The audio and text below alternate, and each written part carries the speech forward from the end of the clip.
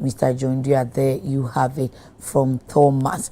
Afe mamina Azel Vogue ase Azel ne gusua or dazzle sano ojujine sano enran so kra millennia medesha MCA still ne Azel Vogue Azel ensano efe opamatade ehyewa na atade no ehume na ekasa enu ntimi kanfo Azel amao se bo modia se ba no ntade hyem woko program say ye casual say ye formal me say ye say a black tie event kra farmer Azel be pam ne fe na wankasa wo be hu say Azel wajujwi me amama koma to me yem enti ukokwan ne so a obi a be ma compliment kama so also person hu ade pam kama na o pamade a enipa ni age ho a kwaze okosua adwuma na mekoso assess national apprenticeship program no momfa omo ko ye training omo ko gentete ni bi ema Azel Vogue School of Fashion Design ombe training omo ama omaye pro na obia akomo akopamade na insunsanso pa every training na yedima omuni so pacho Azel wo danso ma no be frɛ no 0244 155 266 0244 155 266 Azel Vogue, a star for every story. Z Nails and Beauty, the hair mama and so enye I enra de no ne wa ene de ne de e shorts layers kama he mama nya kono de ni basa ne de a wuti a wanye kura wati enwi so enwi na basa dewa enwi a efe eye shiny eye shefata eboni so de wani tia ebeso butom enti mama said don't come etufo me tobi enkoton wa wo je ne ba ko so call the hair mama ubenya emi papa afi beba na de show or sphincters kotobabi eco bank echi ho ape obe frɛ no 055 3837201 055 3837201 eya no follow no e wo TikTok amami Z Nails and Beauty aka the hair mama anope yi enkomo no ayebo no enye wa wani tua ofa Ghanaian Times boost for cocoa sector president hints of processing factories for growing areas good producer price for farmers ni mienu nyina mu ede sesesi ayi esese baby aye ti cocoa no yenya factories ewo ho no ma dane ni na enye CPC nkwada na afen so kra no se kokobre ya ye be wura mu se June mu ne yewre wenye kokobre ne yewra mu ba na we yenkenkan mu bre tie ne August September ni mu no ewra kokobre ni mu a mampani se mu benya ebopa nti akuafo enkon akomanto yem enu achi ene yete Friday na power ye boye anope ya chema huntumi lawyer and the appear kubi kasa se nka no mapema kwa animu a nanso legal matters bi asan be frustrated process no abema niema yesi wantan enti ne omobesan akokota akohwa tete afi ho se de be ya bail condition watimi amiti ane Dr. Brian Champon etimi ede ejapade no mo hwehwe na ne bosum se ska no de akọ imom na ebre ekoye omkoye inspection wiye no na onyinajo court apon enti omuntumi enye adwuma ansa na court nkrata afoforo bi nso aba enti ene no yenhwe kwan se chairman benya release na uti dede no a studio ha na kama na ama menhu se oso ya ede na ekoso ede no mama ye tene sapani on se nsu oto enti nsu ahyase eto ewo ye enkran ha ba binom ewe de yate abeka janshi de yebeka ne se ba binom enti wa wo pia dia oba achimota abeka junction wo ko circle no da ho so ensuo no na ejemu no afei ye kan yo concern ne de enne last day special prosecutor lawyer Kiseja ben ene ni team ni entire office de maka ne photo sanfo ye owura ken oforiata se omra Ghana na oye nhwehwemu bi a corruption sensem bi cases be yenum bi obehia no mu no a won fa mra match ni mu no a osi oni ho na pomuden ti no enne na dane so dana ono ade ma ye se obeba a special prosecutor ti ase kan se dane du na wa ma ene Interpol kra me be ba bedoa wa fi ba bia wo no enne na da no eso na ye 2nd June enti ye beka eho asem na ye wi a ya hwese mampani abo gold ball CEO lawyer Sami Jemfiaba so say good board no ba ye nche ye nanso si di modern ma wo boy nyinada good board no edi mu akotene ebi enti ana good board no edi mu akotene ebi anopai Kamaldeen Abdullahi Deputy National Communications Director Emma NPP wamfaya nko ha yo Saudi Arabia na ya nso ene wa ama enti apancho mo fanche na ye third person no anopai ya wanya emergency na ya sapon tumi ma tikama ehu ato no emergency wanya emergency kakra okay but positive day positive emergency thank you Dallas Ampoma Williams Anam Campem person de Wallace come in Anam can Wallace Dallas Ampoma Williams na so no so aye lawyer na unyanye o chen kakra nye na kwe and also GSD for so mo ma onye or your director of corporate affairs NIA baby omo ye Ghana card no Dallas unya post afa na mehu who post Yeshia okwa uzeze minimum director of corporate affairs Dallas uti kwako NIA oh okay baby about me Ghana card na no so mo nye no bo me na Ghana card say digitalization no Ghana card na idea say shase debi papa kufu abeso na mapani me se beto aso no musan beto aso Dr. Baumia papa and NDC administration oh sir eden osi den oso mo shase and NDC administration wara that's public affairs and corporate Menokasa Sabri the records available to the National Identification Authority and they said on mine tonight say yes pek krata baby just to say that amplify ma one so kakra mashas yes be do bibi obekasa me ne kra wosoro o de year no nyema o jani wo pikin dia kama ye padansi die krata wo se Ghana ni bia ekita okay eje utum se wo ye Ghana ni okay enne nia o ye foreign national kra no so no utumi ye no ye friend films project no okay His Excellency John Kufuor share bibia se wo kai o ma yekosa line se yen register but one end to me anye no senior na ono anticipate you know. Ntina me ka se hono na ye starting point. His Excellency John Dramani Mahama and Professor John Evans Atamels aban abreso. That was when only rule out say yen register and issue cards. Okay. Under John Kufuor, registrations were done, but cards were not issued. Okay. But under His Excellency John Dramani Mahama, any Professor John Evans Atamels a registration and issued cards to Ghanaians. Fufia and Tuata and Wajari Abam Ifriamamu 2016. Okay. His Excellency Nanado Ebae Otuaso. And they started with mass registration. Every district in this country almost has a honor a register na issue cards and the Ghana for.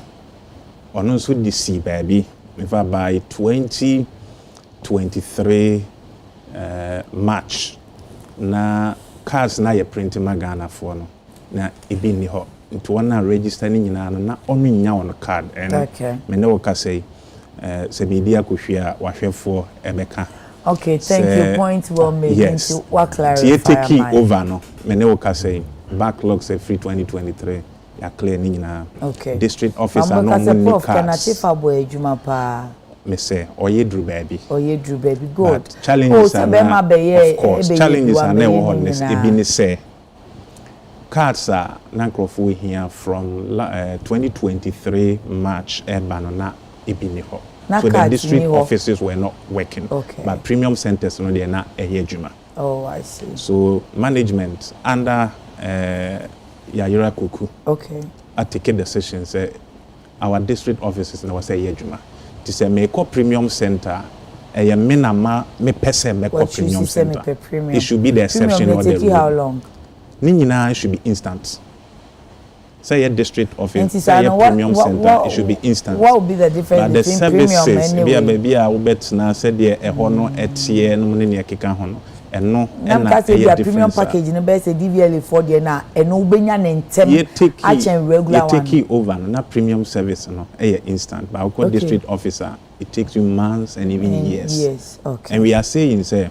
And you're going to be an and say will premium center. That is it. Meanwhile, your mandate to say a register Magan and EBI in your card. Okay. Tinamino can say every single district office, the all 276 district officers work on my gun. A year Juma, or topics in our card. Now they are putting you nebra and any mum punimpu.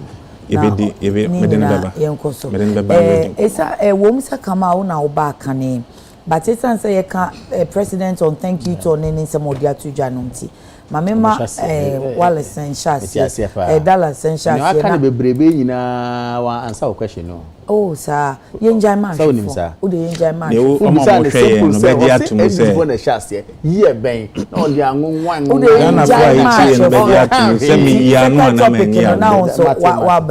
Wallace president. Why am I so calling you Wallace? Pacho Dallas. Dallas and Puma Williams. Pacho me one Pacho. Dallas. But the correct rendition of the name Williams and Puma Dallas. Williams and Puma Dallas. So Dallas is to be your surname. Thank you. Pacho you BCC no sir. Okay. Enti Williams and easy say for me to go for Papa Dallas. Fantastic. Enti me for Williams. Really. Now also the Dallas in our politics yeah. Enti Yensha president thank you to ne ensema kese me no dia tuja processing factory or cocoa growing areas. Proper factories on processing and saying CPC dey be na so we dey pipe beans na any year kono and na cocoa producer price here wasia ka ho asemi yeah unum said there be no buy some ka some beton 7,000 cocoa board for so na ntisa o ma be corrections no say say motor 6,000 plus nti what can you say no ekuafo no sha se mose right penny say orefi na okofa yenchi sure and nti ma menchia one wa pamfo ene ahwefo nyina anopai His Excellency John Dramani Mahama Esremu Sejata adayeto about 2024 Ghana for the doana jitu mu se ono ne also odi o man anim emfie nan ya edayenim and o take over no Ghana for be di atomu se nsakraya ba o man anim ona na ato aba ona na atobaha okay se o man ni de enye yi nti yenwane emfirim ana yenton kra na yemfa obi akakra wa ma no na ne baby a ope bia do ti abomu no ene Ghana for do na anya rechiremu se ebeye na wahye enase akwantu ebia ohyase de free esrim mantem no emu na ode ebepie ewo bono ene na hafo empotem okay na eno na odi enkomo no se hono akuafo no edoso ewo ho ene akuafo no dodo na nso ye kokoo akuafo to odi nkomo no na obo nkompon ekohwe na chi kakra se ohwe America kra ni ansa na ye take over as a government na kokoo anka menewo ene menua kamadin ye nyi no ye mu se kokoo eso my Ghana emupa in terms of ye sikasem ye bo ehata echichirigu kotokom ne de kwama no ne kwaji sika no a eba ebiwra o man ni mu ana de foreign currency kakra hye mama o man no esikasem ato agina yie okay unfortunately in the last few years etwemu no cocoa sector no egu ye kra mene wo kase ye dia nanka ye de na no ye di cocoa ko muto cocoa no mo yesa se obi e di cocoa ku adwuma no cocoa dodo a yeto o firi aban mu in 2016 na 969,000 metric tons o be take over na we to me the call for 700,000 600,000 anye gu na wugu no fisema me de adrum pempenso bi think at least I was say o to me the call with him na wo de wo ba ye no de po na de e call for mo a say ba for ma ye kan say egu kra oye ni koju to na ema drum pempenso bi a na kokoo ekuafo otena asidin na wafre galamseefo umetwam kokoo no na muntu efomagudie ewo ho and I'm sure when videos are na etwa egu ewo abef ntentan kese no so papa bi a wo se waye kokoo afu adwuma na be yemfie nwotwe anda na do dankwa kufu ado wanya hwe ba o magalamseefo bi twa kokoo ni gu ya otu agudie wo ho no watumi asidan aboso wo de ne ma ekosuku so that is arehosem a bi wura kokoo adwuma nim ma na manfo etwa kokoo no egu obeka ya under His Excellency John Dramani Mahama before he free Abaimu in 2016 or the incentives bebre ba makoko akuafo makoko aku adwuma no eye de e ma mabunu nyina kura yes won be kokoko on be wura kokoko adwuma nim enu ne ma me kura me ko she kokoko adwuma mu se meye kokoko because John Dramani Mahama ama kokoko adwuma no aye de incentives ni bi ni sen fertilizers no de makoko akuafo free munyin koye mukoko adwuma makoko ne nso doso seedlings eye koko no emana yedua no or harvestia or ye fezen odua na wama akuafo abet tu e de kọ wono afu makodua free aminim MPP chairman bi on nzo omo de adufude pe okọ awutumi tu ni wom patch clarify one okay omo mu bi de adufude pe no kwa otumi tu on person ni akra ba betu bi but ni nyina ne se wo koya makoko no abanti ye ni problem cocoa spraying mebo jonkufo abaso o sha ase His Excellency jonkufo o sha ase no NDC ba ye no ye shemu kena make sure say every single cocoa farm awo man mu no at least ye be spray so be ya akate no akate ni man NDC ni man MPP okay o ma bonuses e de makoko akuafo ukoton cocoa say 64 kg ni amount bonus tina cocoa akuafo na nyagidie bi wo cocoa adwuma ni mu a ono eye nti nyame wanwa say ye free aban mu no na metric tons is about 969,000 okay ye free aban mu fast forward bibia ejiguye fertilizer ye ton amakoku akuafo in fact ye ton bono kotokuo na ya chiro ho not for sale ini aba na MPP aban na Kamal din dimu akoten pa na mo ton makoku akuafo seedlings yi unkita party card kura wunya bi na watu akwakodua bonus ani e de makoku akuafo ni abeye free ho nkrofo di twom anu speed de cocoa mass spray sa wonya MPP ni a omo spray a yesa akoyi hu so se NDC atade na de machine na twam hwim ye spray wo de so inte ka ho ene ma cocoa no teba afom sa ma mankofo etwa won cocoa guo se be ya oni de bitu efom agudie His Excellency John Dramani Mahama eteki over yi a wokasa na ano ewo bono ne ahafo no na o hye cocoa akuafo ebose ebiri bia na motem cocoa no a egu apaso na mo dry awumpo amokwakoton no ubedru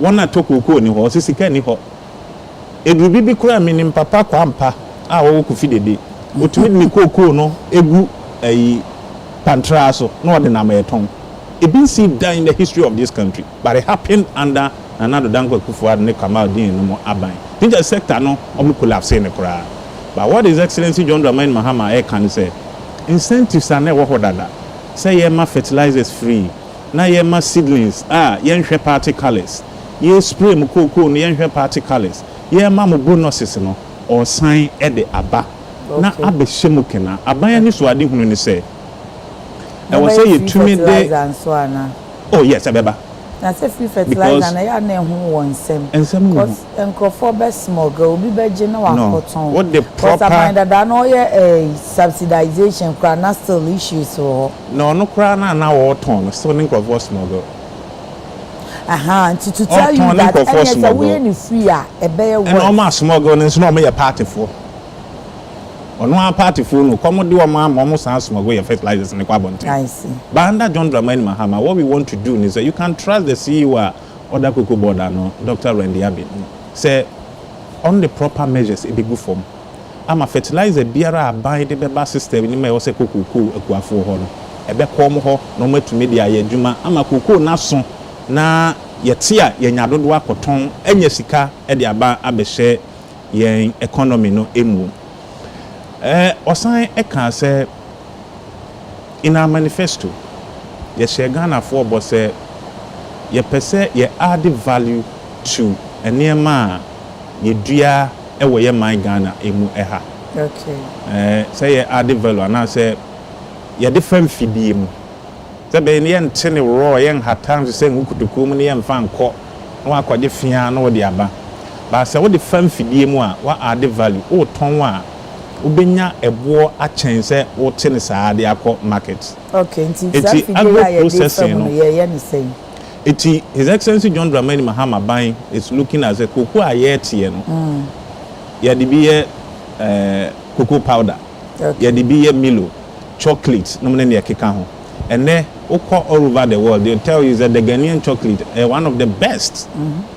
But ne why the then maybe say who say din na was a banisa.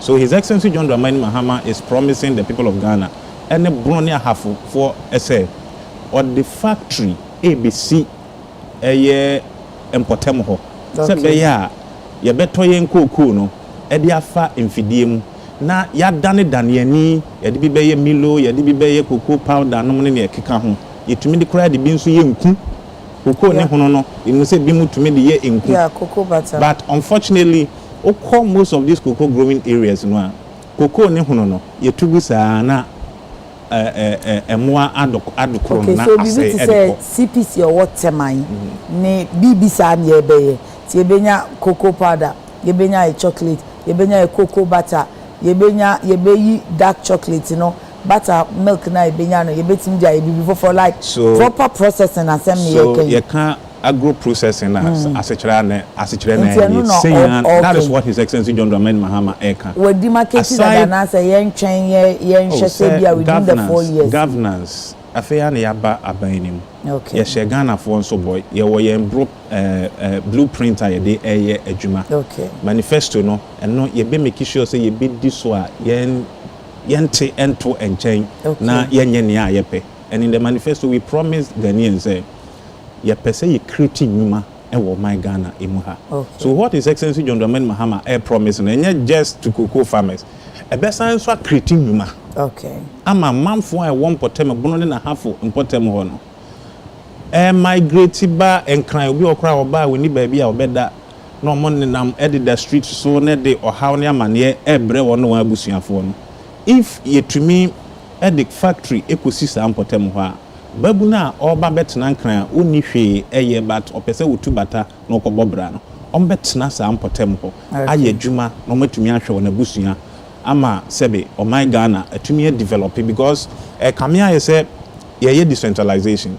but to come most of our districts any regions no development no e form kakra but say you to make the factories no echo these areas ema enuma echo importem ho migration to Accra Kumasi ne Takra network ebetwa ama yem mabunu a wono ewo sa importem ho no anya dwuma aye omunya dwuma aye they will develop so we see dan a obefa mason ni obefa electrician obefa ebi a steel bender bia mo akọ bende ne iron rods amano na the nyuma eba the local economies nim say be ya Ghana economy no ebi gina ne nazo. So in the nutshell the NDC administration is looking at say add about 200,000 hectares of cocoa farm to their ewo dada no na yenso so ye ka cocoa ekuafo a ewo my Ghana mu a yenso ye tumi de ensesi yen bo say you produce cocoa and you produce quality ones and then akese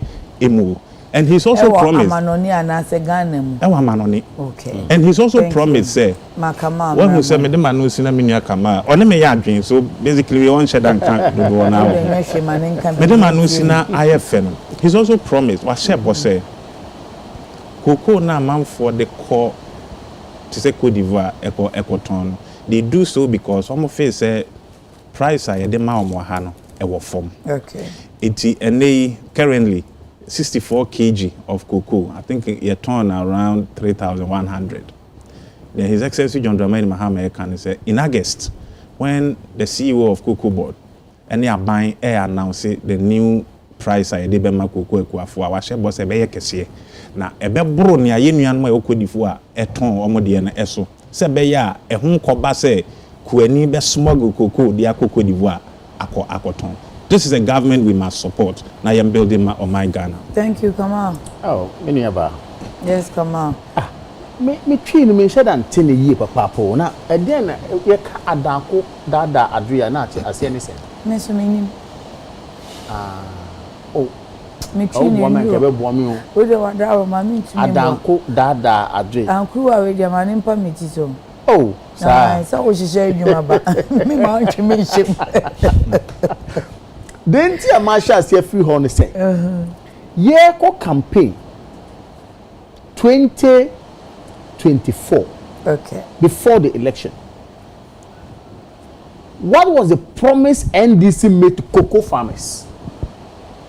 Assembly no more catch cocoa farmers. Me papa no more bono, more western region, more eastern region, Ashanti region, more do cocoa. Again, na NDC for a casa tray. Almost say, na do a buying a buy money. And na do a buying echo Jessica na some beto cocoa na no more baby dear me, mo. I'm almost fear be aji 1 bag of 64 kg of a bag. Now omo ba 3,000 something na ye dey more mono. Omo de ombe over $6,000.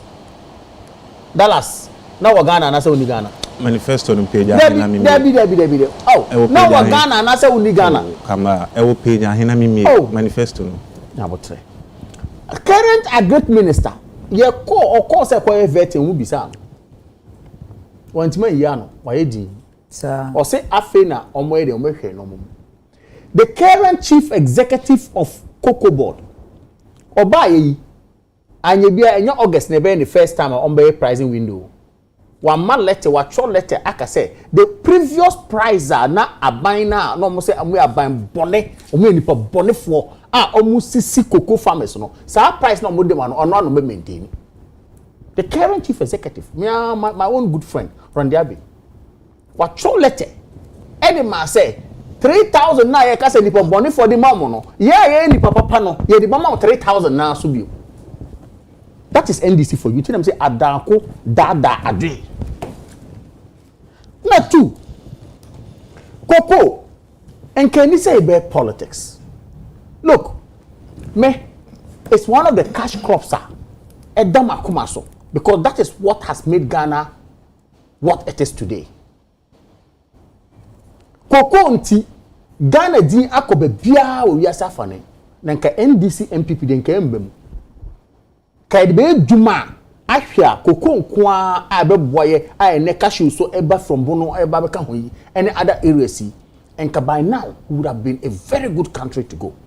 But because of politics, and in the Kodia Yanka, Mokoye mo budget. Cocoa, did you say you're going to increase it? No. Now, what did the president say? Say, I feel embassy factories. Oh, aren't we ashamed of ourselves? Independence in 1957. Kopia up to this time, a single factory. And kebe boye a processing ye cocoa. Ye nibi. I feel like I say ya baby. What can I say? Kwame Nkrumah see factories. Processing factories. Who sold them? NDC. Ask them. Diversity Implementation Committee. It was sold by the NDC. Almost son fear no be akofobi. Now all the sira koje. Now we akoje. Now we akoje. And the most sambe jina ho say adanku dada adwe. Sebi Ghana for yes sorry. It's early in the morning. Ye nidi emfa ya no nti. Mo betuma ka asem bia na ya fa ne sa na eko. Mo be see factory. Mo be industrialize in the industries. Factories na mo ton na mo be see factory. From your tradition. Muni Cocoa factories. I'm saying factories. I didn't say cocoa. But we had factories and the Diversity Implementation Committee sold by them. Over 300 factories. Cocoa. I am saying that, of course, check into it. I'm not emphatic on cocoa matters. Okay. But my point is that there have been factories, industries, as well as the factories. Okay. And then after so many years, you have a factory. And see, and it's even a mirage. You know why? When you say you do cocoa, so cocoa in your idea. Go and check. Why is the syndicated loan that we take from France to buy cocoa? The money is not ours. And what is the condition in that loan? Can you this year our China? Me Really remember. We do cocoa, so cocoa ni area. And some of the syndicated, but there was a year I am syndicated. But now that is what it says. That's the status quo.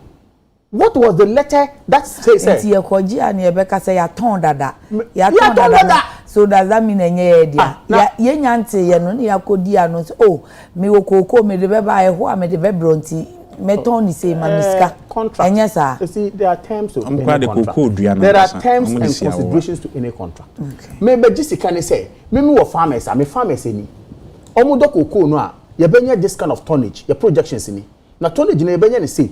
Na ye pe bag bia beto ni say nti mo ma esika ye de beto koko no e de koko na abrem na mo so akoton wa no. That's what is happening. Nti koko de ya na me bi say if ye be koso age loan akoto ye koko from farmers koko be na de be factory na obisi. Koko be e na be factory no o be ye processing ade akon. Adanko dada ade. That's what they do. Adan de be do ni nyina na ye de be ko say cross check. Omuma more farmers dua cocoa ni bia na say omu be ye involved da de ye beji a it says yaji whisker dada no ye di kotua de be What did the president say? Or say where the cocoa producing areas in ewo no or be a factory for processing. And I maybe say what is the current status quo? Say you go and take a loan, come and buy all now the cocoa na sia wawa. Now the akwa komo now what aba every year be no year. I want to ashamed of ourselves as a country. From independence, we should be ashamed. We don't even have money to give to our farmers. We cannot do budgetary allocations. Until the maker say, we can do all the sweet talk. First, you promise farmers say, "Oh, buy almost 6,000 something, 6,000 a 1 year." What that farmers? Second, you told them say, "What betina ha akache say under President Akufo-Addo, ye spray no. Oba na here we now ye say ye spray farm mau." Really? If for anything at all, say they cut strongholds and vicinities are yeah, you go cocoa. Our strongholds are there. If for anything at all, if even to go by what you are saying. See, sometimes let's stop this propaganda. What by Bemu? You are no more outside. Excuse me. You are no more outside politics. Government. Who are Bemu? You jumba. Major propaganda na mo ye no. Na mo amo. Na you can say cocoa for say mo 6,000. You train August. The air can say factory na mo so be yan mo just indicate loan no je na mo pesca mo to cocoa no na you say afi the air dia the air can say mo dey say mo be she mo na omo pe no mo ji loan na ato cocoa na say ntina to about here bia say ye fi nti anya mo so mo na mo so mo ni angels no asoro abofo mo aba mo nya bibia. That's what you should do. So for me, I am saying that what the NDC does, whatever you say, you go and meet it. You will come and meet it. Now, saying Randiabi, he was crying almost on TV. Or say there be no name or buy or who have financial implications, any operational challenges into on to me. Cote d'Ivoire, or what to Omukoko price. This window, close to Ghana, see Omunya. Cote d'Ivoire increase it. William say enti e ka wo ho. E ka ben na eni ho. Really? One ka say egu na e ka wo. Koko no. Koko bodo no. Ya ba na o magu ne kra. E ma me ka bisa ne say egu kra na egu ba. Nwa performance. Koko life aye dey do koko e sorry how many months? Ube koko na akosro aba wetin abana. I'm sure so what to say Dr. Randy said obey audit. 4 months ene dey koko. Na 4 months dey wa ba man aye kama ashran wo piskaba. Mo say bo mo share say mo diskaba mo tua. Stop this lies. Stop that. It doesn't help us. Thank you. And then finally, medicine make us a mesrel NDC any MPP. Koko side no. Kamesre, we a nationalist issue. Okay. Let us not do so much politics with it. No, I'm being honest. That's part doing our politics. But I have to say this. Let us be fair, frank, and we need to ensure that area. Look, President Akufo-Addo the Bibiba say cash crop authority. Okay, cash crop authority. Cash crop, check. That is vision. We are looking at cashew. We are looking at cocoa. Okay. We are looking at other cash crops. That authority ought to do a proper work on it. No buy and wash a bookina. These are the things you're talking about. Don't come and sit here. Really? Thank you. Let's get serious. Musa Abatwa, Ken Oforiatta is clearly serving accountability. The excuses are becoming one too many, and this latest attempt to seek a virtual interview under the guise of medical complications only adds to the suspicion. The Facebook commenter Musa Abatwa Ediaba Enono Lovelet Quadio Propaganda PNDC NDC Party Ghana proof in Doomso Ghana. West Galamsey brush I didn't not made it, but still insist. So let me see. Wisdom ahiadu Debbie. Wisdom is what on credit. Munya credit it on. Obrimpon Kaba. Kamadin should speak English for us, please. But your unim sahachi ni ye. Kamadin can English, you know. Mad lion for mu. Good morning, yeah. I'm not against the president. I'm not against President John Mahama for promising cocoa farmers on new cocoa prices in August this year. My simple questions to President JDM. Is he aware the dollar is depreciating against the CD, which could affect the price increment?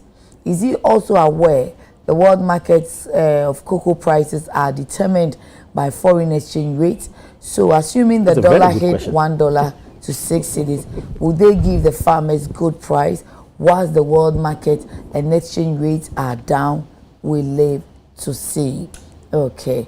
Come on, young chairman, won't to me any bill condition. But what you say, with your permission, just few seconds. Okay. Send me the 200 tons eco jamaso. Let me 1,000 cedis. Me the 500 tons equa sikan sebe kosro, regardless of the exchange rates. Okay. Okay.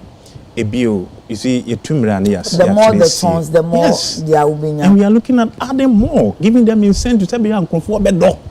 All right. And what you mean about? And who responded to yes, and what you mean about? Cocoa Board admits to owing LBC's license buying company in 2021. Not buying ponyesi can what they are to cocoa nefri kwa for. Ulu cocoa ni kwa cocoa ni to make us say. Me wa more hot jiko. And now my being more torn they were pampine. So that is the real situation and they were answer. Anyway, let's see bill who has some nonsense me. Mama Shasi and free her. Nipa bia fa hodie ehunhia papa. Sure. Let's not joke with it. And I have special honorable Ken Oforiatta the entire in. Thank you. Me say nipa bia fa hodie ehunhia papa. Freedom of every single citizen in this country is important. Now we have bill who say man. Scholars or pundits in law have written a lot about bail. A little about it to the extent say Martin Pebumu etimoko Supreme Court cry to ensure that offenses are not bailable offenses okay, were made bailable offenses. See the entire measure say free hand and say it could be anybody on any day facing a situation like this. It can be anyone. And when we say politics, and I want to be happy with whatever I have, I want to say, I want to appease my followers. Any other things I can. But one major issue you need to understand that the freedom of every individual must be guaranteed in this country. One major thing must be is that every freedom must be guaranteed in this country. And sadly, of course, you see, why? Say, what is Article 14.3 saying in this Constitution? After arresting somebody, okay. After arresting someone, what's in a lawyer nonsense? Lawyer, no, it's not. I'm just telling you what the lawyer is saying is different from what the law is saying. I'm saying that what has the Constitution said about us, whether it is Yah, whether it's Kamal, whether it's anybody who is arrested, they say 48 hours. The 48 hours need to you normal money bill no. Very good. No. And I went to me and meet bill condition no. Would you fault? I took my time to read the criminal offenses, okay, the Criminal Act, Procedure Act, no? Yeah. COPA, Section 96. Okay. When you read it properly and understand what Section 96 says, to the level say, wow, be ma bail krano, and ma conditions any hash. It is stated in the law. Now conditions are here hashi. Well, if you are saying that somebody or di bonnet, and me money 50 million a bonnet ben no di ya. No, me security ni kasa no say ye share no sikana na say abonifosem no say the city and the so bill condition ma. It's not true. Ni nyina ka ho bi. Ni nyina ka ho. Ebi nso make argument and need the ekura the esha. Because ebi mo ya ma omo bill condition of 100 million krada. Ebi mo kra 200 million krada. I know. But I'm saying that, you see, let us not do an action, sir. Maybe it's a question. Charge sheet, I ready now. I send a lawyer for one. Oh, Debbie, maintain lawyer, yes, or I say, I want charge sheet. I've not seen a lawyer saying that. But the lawyer for soon, the only thing I saw was what the deputy attorney general wrote on his Facebook. The lawyer for soon can say, "Omun charging." I'm saying that, but of course, but I'm saying what is the normal issue? My Bonnie, I made any frame. Tell me in the language I understand. Now, I'm just say my Bonnie way. Bonnie, I made any way. Where you see? They and say, yeah, or say, oh, Exim Bank for say, Omoji Musika. And you're civil. That's not criminal. Completely civil, different from it. Red herrings out of what you have. But what do you have? A criminal, no? Let us know. Or say, oh, money laundry. Yes. Yo, who ye? Okay. So I am saying that what the law so has instructed the lawyer and the call and one can say the amude me client and a criminal matter a civil matter. That is for the lawyer. But lawyer na kwa nwa mo akase oyegu nhihye so in fact bill no kran kayenya mano na something came up and I say another legal issue. Another version of it is that the wife of the man had to call another lawyer to say file application to ensure the liberty of the to see say the liberty secure the liberty of your friend say no kunu and so see and I'm a boy. So those things I'm saying say afaha now I see and I will stand here to blame my party a little. You know why? The way we have handled the whole thing is sickening. Our strategy was poor. Strategy. Look, I am not saying don't go and show solidarity. We have to. But Obete say in a way, I see or person or flag bearer or person a candidate or no aba. We also see or so or so arrange obi obey bail. Why? For the liberty of an individual. And I'm saying that as a party, we needed to at least commonality. Sit down. Say Kamal Huna Abba Sema, if you are going to show solidarity as a party, show. Say want to be Huna Abba Sema, I want to show solidarity, show. But let us pass through a single channel. We have a commonality, one view. But where can we no way nam to the extent say a lawyer of the man will come and say Matisse application we are coming until I will have to go to court for. Why do we have to do all this? And I'm saying that we and among so and I say from some quarters or more say a party internal struggles into na manada from Friday up till now I because disagree. Enka ne lawyer no TV enka ne lawyer no so good process so na why ready or onim say yoko for not na wa omo ebe man bill ni so ora Brian doctor enya bill conditions na ba afa yoko for say ampacho o client na court o dia wo si wanya no bill na what at 50 million na multi provided landed property no wa court say o pay variation enti na che say atake lawyer no by surprise e honum na ni na machi say oh say lawyer no oni fashion bi ana oni camp bi in as much as your chairman want to me lawyer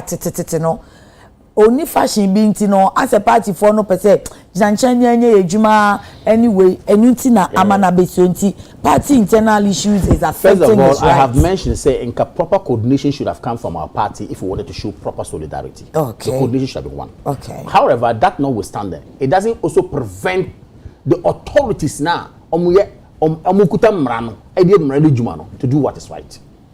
I am saying what that wrong have they done in this instance? first of all, the bail condition is virus.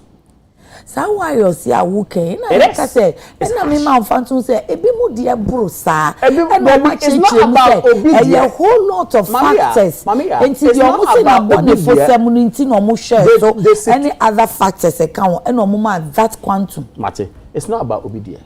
Do you know for a fact the charges actually preferred against him? Do you know for a fact as a journalist? I may not know, but his lawyers so may I am know. saying no. If not, and can the lawyer know? Say the lawyer Nima, and I say bro, so I say can lawyer no be asking for some variation. I have heard some of the lawyers, not just necessarily his lawyer, saying that indeed these conditions appear harsh because we don't even know what it is. So and the appear could be uncle pesa variation. That is for property, no. That is for lawyer Andy Apia Akubi to answer. But what I do know is that ideally, and kebet me from ab initio no, ye kaya ye from running ejuma. Okay. Why hebia kopusa ya suya kuhun kaka and shall say no from 1963 or 60s. So I'm saying that we could have even gone to the human rights court. Of course, that why when somebody is held, you can go to court for a habeas corpus on a writ of habeas corpus. No. What's habeas corpus? Produce the body of the person. Produce the body. The habeas corpus has to do with the freedom of the person as well. I'm saying that if you are freedom, but your freedom if the law mandates you for 8 hours and you have not, that is why you go to human rights court. I'm not a lawyer, but that's what they do. But I'm saying that is exactly what they do.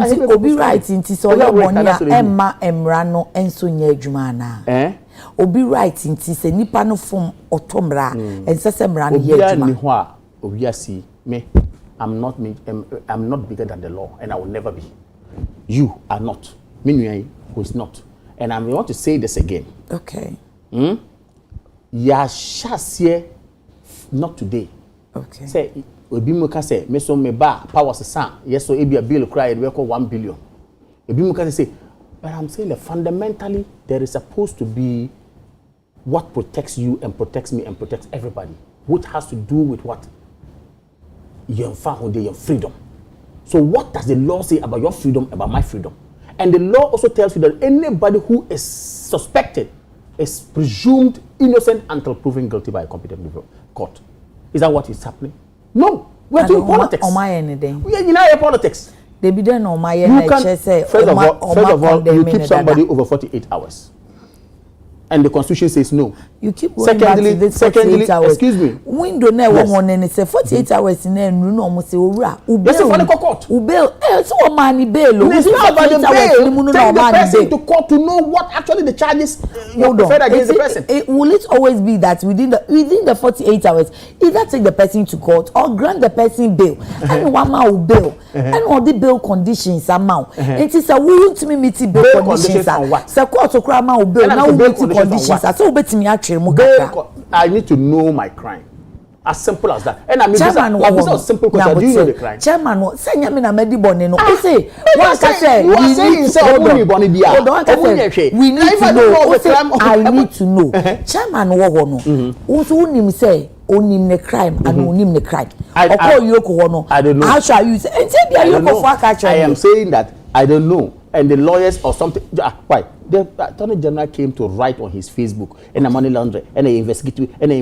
Is that the charge? Attorney General, Deputy Attorney General. Yes. Is that so? Are you telling me what you wrote on your Facebook is the official charge sheet?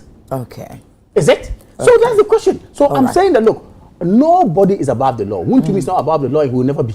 Okay. But let us all be mindful of the fact that the right thing ought to be done. Whether it's an NDC person or MPP person, I'm not looking at it from that angle. A quick one on Ken Oforiatta Williams and Ken matter, yes. I think I heard by the 2nd of June he was supposed to come and then report at the OSP. I think that was the agreement. And then 2nd of June. Okay. The day hasn't actually closed yet. Okay. We really don't know what is going to happen. Okay. I believe responses will come from the OSP by close of day for us to know where to move. What's Director of Legal Affairs or MPP mo Ura Frank Davis asemna yesi odi atu janu say the health condition deteriorating to me mano. Have you heard that? Well, I think I read something like that. Okay. Obviously, it's one of the grounds or reasons why you may, if you like, show leniency to whoever you want to investigate. Health grounds is so important. Do you think that Ura Oforiatta will ever come to Obeba USP? I shouldn't be the one answering this question, but what I do know is that the law is the law. If you are invited and you are supposed to take care of, attend to a further investigation, no, I attend it. And again, what I do also know is that OSP Jumano, Emra Edaho, or the Tumia or the Bay in Juma. So they all have what to explain to us to see how. Looking at match, Bepem Sabri, Tina Mibusa, Osha, or Beba one day, so OSP, Minye, Yentina Sibusam, Kusam, would you ever come? Nobody is above the law in this country, or be Biara, but let me say, be Biara a procedure, and we must get the procedures right and do what is right. Williams, Emerantina Yeti will be found, dear so. Okay. Untumi, Chairman, Untumi, Nidine de Saint-Croix, and Chim Bernard and Chibuasiako. And what could the Iwoko for a germ? Okay. Na could the Oma germ, na man for a speculity. So be an insam kikan tina ama Iwoko for action. Na ehube here say. Aban Emma Ghana for enya lead bi nientia Chairman Untumi akodi Iwoku for edwam. And no ne ma the Deputy Attorney General the bibi kakra to abonten ese nientia Iwoku for akere papa no ahye won edwam and say omo ye ni mu nhwehwemu ewo fraud se wabu obi causing financial loss to the state. So where did you maybe ama o minor aboka? Okay. And money laundering. Okay. No chi me who said the mekano but say sika twin fam. O di sika o twi sika fam a amfabra kwan eso. And there's another issue. Charges ya waboboy. It said the Justice Side Deputy AG on Facebook on then come a question beba say sir the Justice train a honum na official police assessor auditor at least now say aban magana for ehunu nientia Chairman Untumi ewo yokufu adwam and in any event official platform ono ne beye agent no deputy agent no, do they have official platform? Well, let's say they are two social media. Do they have official social media platform? You say a bia nanka ususu senka ye official, and I will agree senka ye official anka ebeboa ye nyina. But you cannot also dispute a seminar deputy agent the kind because when you rocker. Now, when enti ena Chairman Untumi akoka aban edwam. Now, you go for a year on Shishimo every 48 hours in the twem, and almost say a branty. Yayan Shishimo nedru baby, but ye dem ran a juma, and unti Yamau bail. Na bail no, I will say would 50 million with 2 sureties. Nipam you know a bigina emu edi adansi as I'm paying my branty. The Bribia Muhiana yadeno ebebrem. Mini nisa banya tumra baby a mini aba say okọ court mpo ya de okọ court aban charge o de okọ court and as a police for the okọ court na court ma bail with conditions when meet conditions na obekọ so other cells me bwana ya de okọ court na court and casa grant bail say for 2 sureties bra to be at 10 million the conditions in when meet here obekọ so a wo proof for adwam ye nya o se kofi ekodi banku one me na mbusa questions and me answer questions 2 mabusa kama answer question that at least you know so ni hunu from so bia aban aye in the first place mama fa caveat into I'm not a lawyer me sure say Kama din a lawyer or a law student or a law student well me lawyer I'm just a PhD candidate. Great. Nti men can law no say the minimum law no but at least Kakweku Bakudi and your pocket lawyer. Yes, nti me partnership lawyer. Now, abain to mere biara. Okay. If you say at least one money bail. and I own to me meet bail conditions. No? And I heard people never can say bill no as ye share that say empesi ebe ma inti sika pudu onu mu edru inti bia ni sa fe yemfa nko yemfa mra ye nya ye benya ti free award na bedru fie da nwumre no enu ne say afi meme nda kwesi adase abeto so inti it was a way of say ye ma bill inti e be setting so high that untumi meet why enu kra de we come out din ano but me say ya no Matisen Crawford e ka say 50 million enya de a MPP fu enya but almost adwen ho say me dey kweye be san bisa say wunya wo he because ebi mu fa akwati kwan so ebi mu fa akwati kwan so ukasa no to wa di misrew te bi a wo be kofa kweye anhwa ne akire asem nso aba nti no mkoti na form Dr. Brian Champon do fortunately he was a deputy minister he was a minister of agriculture obi say he's a businessman even before ba mu no obi enu say nko obetumi abegina mbrekra wo ma aban mu no abeli no. Okay. So that one, I mean, if there are other issues, a bit to me, I can answer. But Obienu say he's a businessman and he's capable. Okay. Now, Oma Akan, instead say Mobey did them, Rashe Beja Kotna former Kucha Jono. Kofa condition, Kofa Sikanabra. I mean, Yankas Sikan Crack of Fabro, Grabijinem, Fankara Tabi, dear dancers say, me assume as media dancers say, Nipa minimono, Menkrata and Yemokoshimu, Meteha, wins we use. Na say nimpanifo te fam kado sa dance die ne dia won say see etimi ma bill bi asi o nipa die students of the law be can self recognizance bill ye na asi o we onwane onye hwe na kira kwan penso nye den say ye be ma wankasa wagina mu abeli wo ho no it depend offense ye dey ato say allegedly okay ye investigate you on okay the mabobosu causing financial loss to the state, money laundry, any fraud. No, into me, my wa umbeli wo. Eso will be biginem. Say be ya bribia ye hiya wono. Ni pane do beba. Thank you. Okay, what law enforcement agencies call na for so mo kwatun so ko share be bia fe dia menye Ghana ni biem ne keka. Di say wo no ama ne ho bail no kwa wo be den hu no. You understand? Now to answer your question, every bail condition, me say we come out there no. It's linked to the every bail condition. Are linked to the gravity of the issue. Okay. And mpenifuwa chirima miati asese the monies involved sikana involved in investigations are abayano no 50 million no okay. Yet your man yimu ye ni abakwa ye friend Atu Asian, right? Atu Asian, I think that was someone. The bail condition was around 200 million.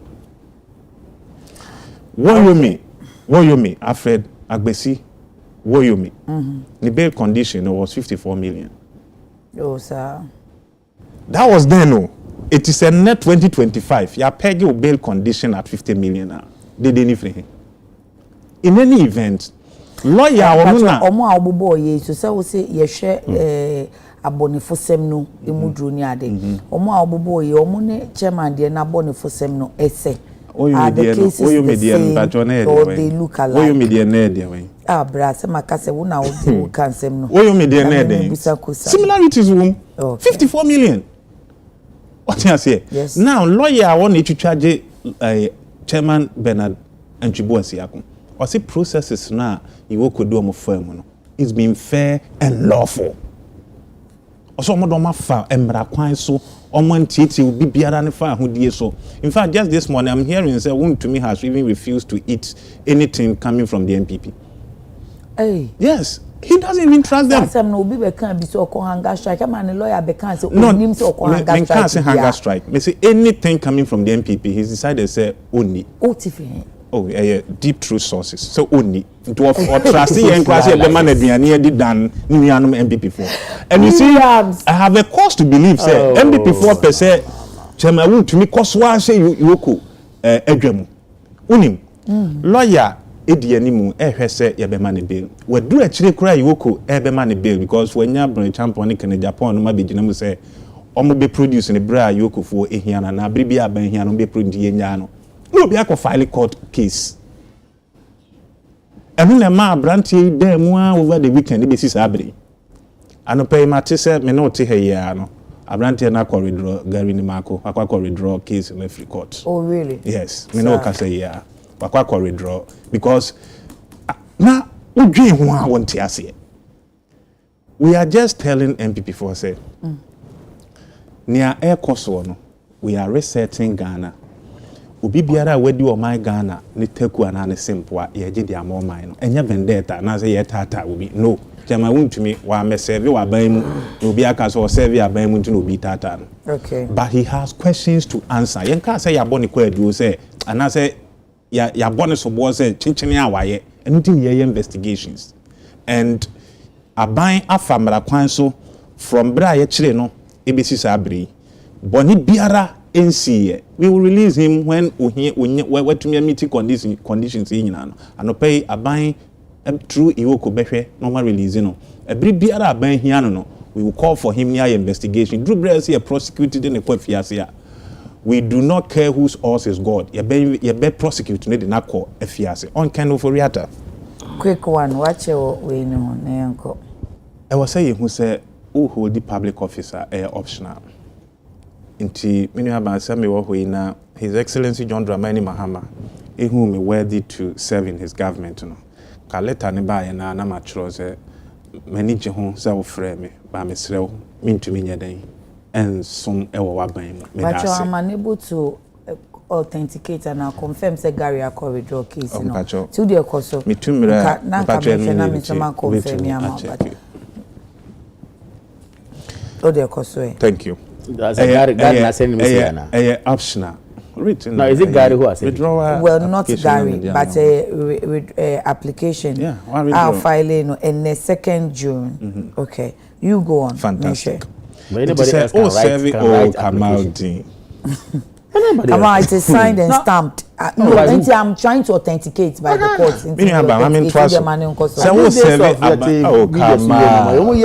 Thank you, Kamal.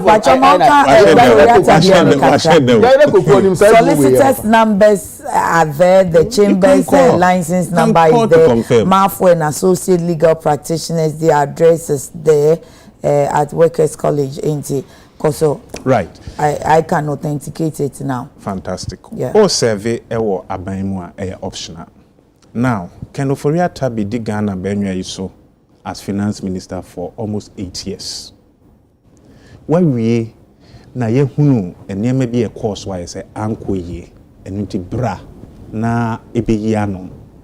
According to the special prosecutor, Sir read be almost say a course so when fear no or cause to believe say a staged or sheda no friend Crawford to stage the rage say be the rage later no say Betty say you na national security for the cancer they went there special prosecutor can yes also cause to believe say raid no say Crawford benefit e be na be say neema na e ka ho no ono one stage ono one friend Crawford ma omo eye just to dent the image of the special prosecutor but Oshebo say ono no sa neema na mfa na feature anytime you go person ye raid no omo beba na omo be ye raid as chicken Ofori-Atta fie e bra omo pe now ya ton sa from March okay ebisi sabri ya me ne woka say 2nd June. Okay. Nya yet African Ofori-Atta lawyers for ne say my whole story be also op virtual op video call. Okay. Your friend video call na on more and to tonano. Can you imagine? Because there's a because. Because no way. Health deterioration. It's a lie. Me, I can tell you on authority say. E yade ba ko o ma share that say o mo be. Who's the chairman ntumi say chair npe share that so yare mfa go hospital. E yade ba ko o ma share that say on be. The special prosecutors say wasted time crowd on this. Yeah, they are ready. I'm fanning to Interpol lists eso. Na Interpol ntwenimra. Because you cannot serve on my Ghana for almost 8 years. What pompisika into that national cathedral? I'm not donko the whole world. The world didn't charm and biara. Brabe answer who questioner. What in tuma kuru who dampa so say we yare. What pompi on my Ghana sika? Akoto spare pass, ambulance spare pass issue. Brane be chire mu ntia ofa o man Ghana sika e di abone fo semo sa what in tuma kuru hu sa we yare nti em video call. Are we joking in this country? It's yes sir. Special no to say the Ghana and wouldn't want to do. Oh you know what they can do. You know what they can do. Okay, so assuming oyare ampa from March. Assuming you are Panasa, would you mean to that is the mood from March in Inakura, meaning to Yare. By his logic, the vice president was not sick. Oh, come out. Human beings can think. Yes, special prosecutor. A young Ghana Fusika. And what the Kutu Amana Donko, the biggest hole in the world, or the Kutu. Ghana Fusika. And our day, Equatosa, ambulance papers are young so emphasis one. Ye Jihadi, near the hospitals. Ye Jihadi. They are constructive rules. Ye Jihadi, my Yankasa, and Pawashi Yezika. Sadly, I now. National Cathedral, yeah, no Muslims. I'm not even here. The money is involved. Obano de Nichi Mubano and the movement part of that person say, for my secret to Amman Tontum. Thank you. So the special prosecutor, yeah, catcher the same, but Maman is in your fair. Yeah, catcher special prosecutor. Yeah, by ye and Tatano, because your genius will be to me, Jumano. Okay. On chicken for your tamara. Yeah, friend, I'm our best service as finance minister. On here, one save on video call. On training Ghana. Is it a special prosecutor and for that time? Maybe that's not what I'm saying. They make fun say, okay. Yeah, Jimmy, will be to me, okay. The integrity is on the line. Okay. On chicken for your tamara. Thank you. Yeah, investigation be on video call because he did not serve on video call. But who is special prosecutor? So, Casso Bayane. Near Ghana. And now, dear, you manage special prosecutor. Me sick can you the Tia can for your 8 years, no, almost 8 years, no. And then there were questions to answer. What you mean today is what and then Toma Akatan was here video call. It's an insult. Thank you. But in the case of Bernard and Chibuesiako versus Yoko and AG, notice of discontinuance. Into chairman Wuntumi, ne lawyer for no more one side now. No lawyer and the appear could be say legal case bino. Lawyer Gary ni makoma for or Mafo and associate or Makwa withdraw case or see take notice that the applicant herein hereby wholly discontinues the application against the respondent into its case. Now no pay 2nd June at 9:10 a.m. into confirmed, okay. Stamped, sealed. So Dallas, thank you for the information. Into Oma corridor. And Pacho Mianko good board kakrana yenko. And Ananka will quick one now, but it's a quick my Dallas quick. You see, my fa nipa fahudi, and I'm sorry, nipa apomode. Okay. And your politics. Okay. Now your politics pen. I must have mercy or kruma. You obi biara a single life. Look, me kai the case of the Gonzales in the US, small boy, that's them now. A international issue because of just one person. America and Cuba and other countries, so much. I'm saying that Ghana should learn from this. Okay. Say, me near Dallas. What hanum na or kasebi me hire me ya, and I be please. Until say an expert examines him to say otherwise, no. Let us not sit on TV or on radio to see some of these things. Me that's it. Thank you. It was a quick one. Vice President has been quick one. Not a program. You see, it became an issue. Come on, second. Okay, so third one.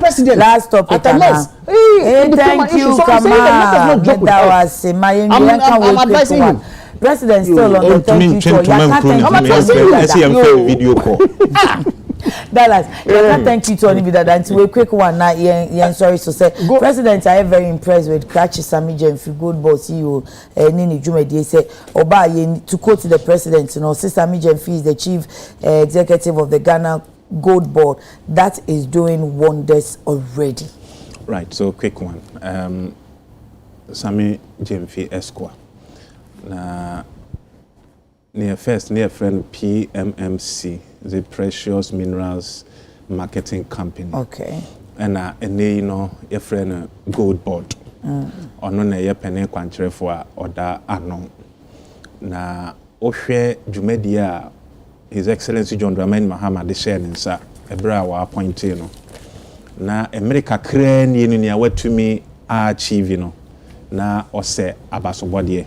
I understand say around 2nd April and officially omo a launch Gold Board no. Okay. And Oshe Sabre quick one afi na ma history okay Sabre sidi no a kwa na ba na ba so ya kasi afi na history na PMs when na eni sidi na ho odin a gina ne nan so no amanfo nyina age tumu se ye ni dwumadie finance minister ne governor of Bank of Ghana mo dwumadie a omo adi abomu no eno na ama sidi no atumi agina ne nan so and people are even predicting say ahwe ya enche bitumi akọ 5 cedis to $1 because Abrantie no any team and that will help the economy.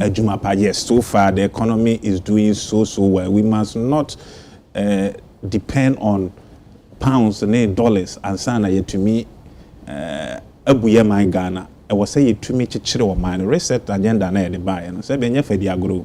And so far ye wo June 6 months emu Ghana fo nyina di adanse say economy na atete apro pansam ye nananom ye ma wo haircut hu om kro hu om anim na ibinom abubuafo sabi anifraefo ono ye demonstration aban fa yesika man so aban muane nso we hwe om awia bom ne ekeka ho no.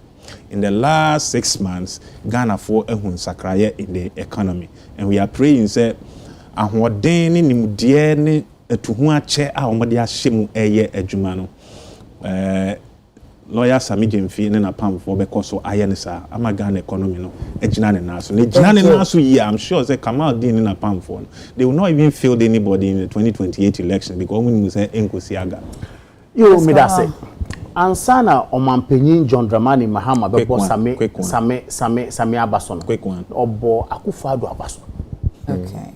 Uni no kai or say Akufo-Addo and the MPP government left reserves close to $10 billion for them.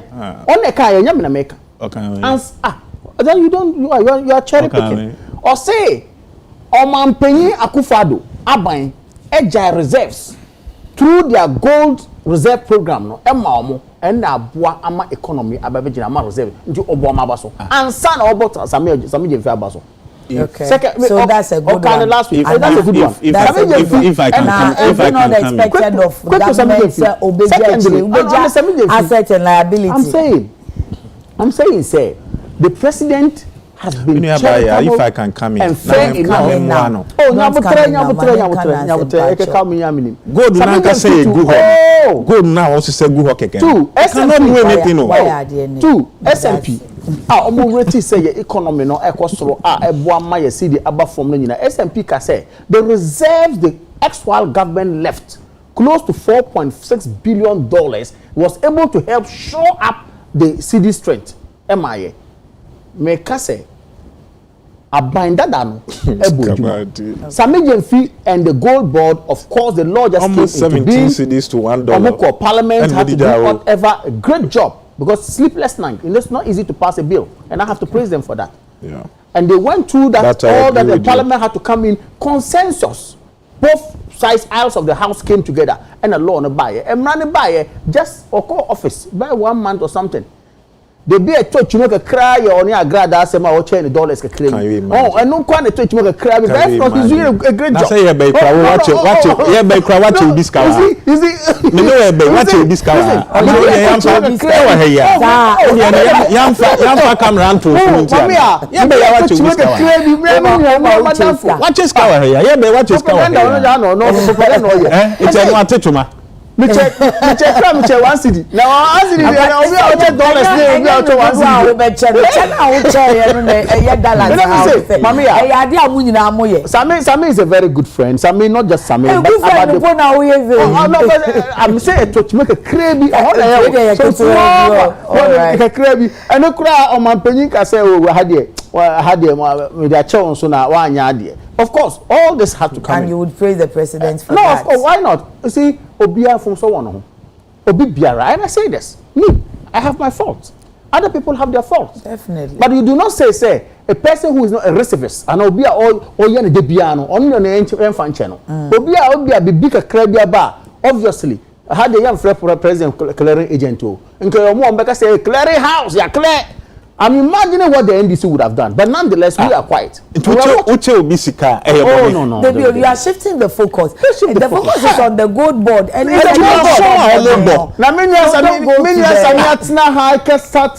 UTV, other president, I can say, what is $100 that?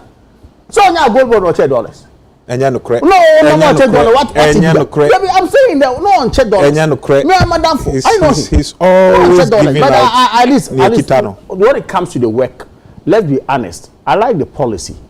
The policy has come to shore up what MPP also did on this our gold for oil, because the idea was that when you keep the idea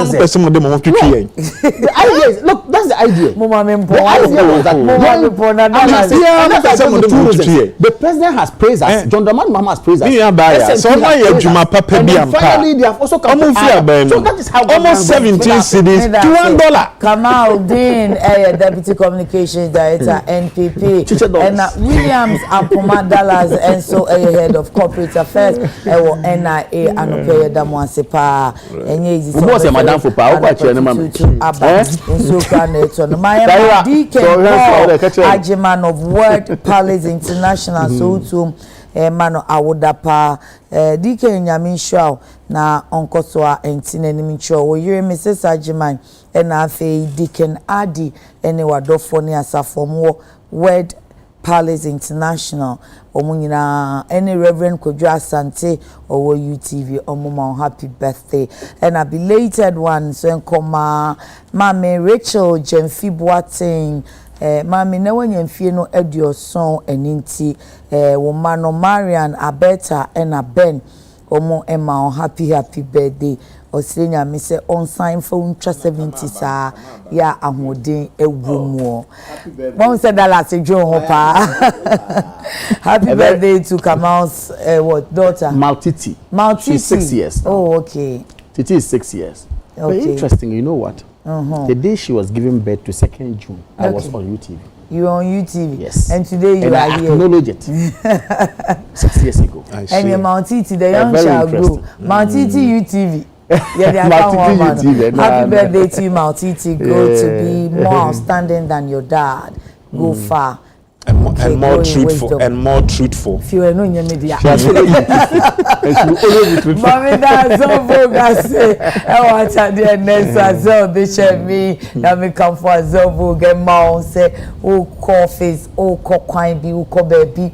O pata de be fata o ahye atade kama eno ani azalvo o akwantu mu kra o de contact no efise opam e de ba ho nyina onsa beka o so a open tete no azalvo fashion school na wo ma o be train you o be fashion designer na fashion illustrator say open morning open afternoon open evening weekend school nyina o wo ma o be schedule no amene o de no afa na wotimi akoje ntete no o dance man friend 0244 155-266 0244-155-266.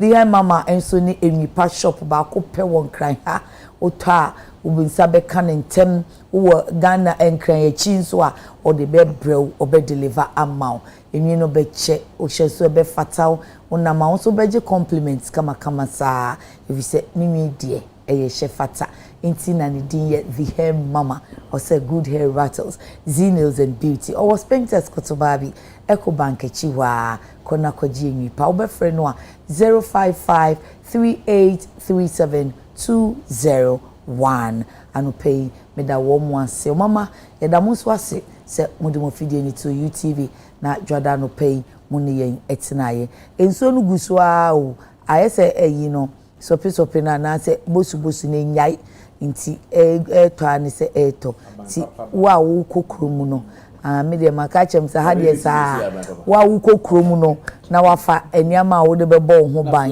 na onya ahweye nso ya me ya no a ochina Adekye Nsroma besi aba ukọ na ukodru fi anwumra kai se odi nyame ase da be ma no na wo da na se no na oye ni mo me din e de ma me ya konama makrab.